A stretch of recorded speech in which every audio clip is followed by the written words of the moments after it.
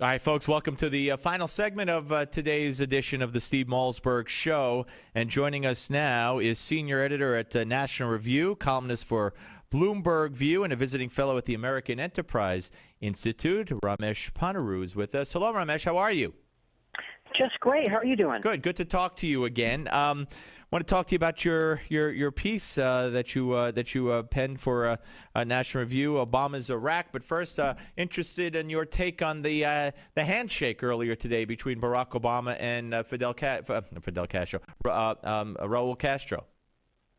Well, I think that there's a reason previous presidents have avoided this sort of gesture. It is something that the regime wanted and that I think should have been withheld. And what benefits does Castro's regime gain from this, in your opinion? Well, it is a PR benefit. It wants to be treated as a legitimate government, just a different government, and not as a tyrannical dictatorship.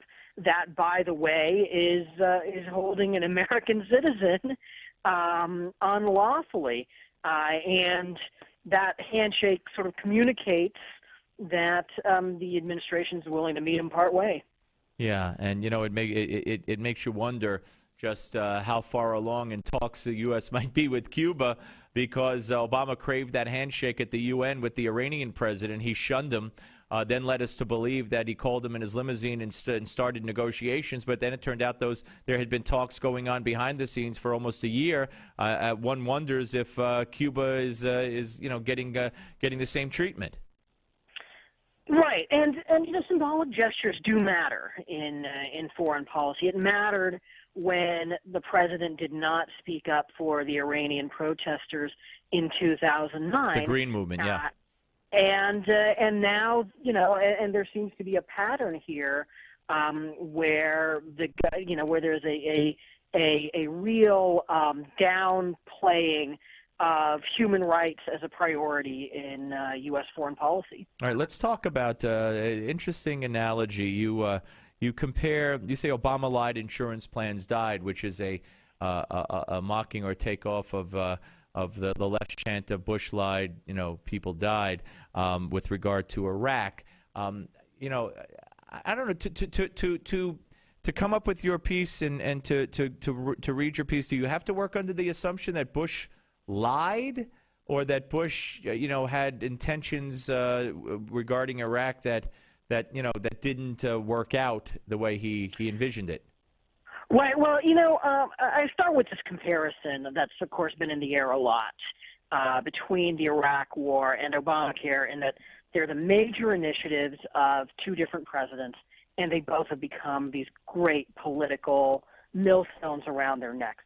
And one of the things I point out is that actually the case that Bush lied about Iraq is flimsy. Yeah. He said things that turned out not to be true, but he believed them at the time, and everybody believed them at the time. All the world's intelligence services believed them at the time about weapons of mass destruction in Iraq. If you compare it to what President Obama said, now arguably the things he said that weren't true about people being able to keep their insurance plans, people being able to keep their doctors, arguably those things were less momentous, but he knew that they were not true. He had very good reason to believe that they were not true. And in fact, it's been reported that the White House had some internal debates as to whether they should be more candid about these issues, and they decided that maybe candor wasn't the way to go.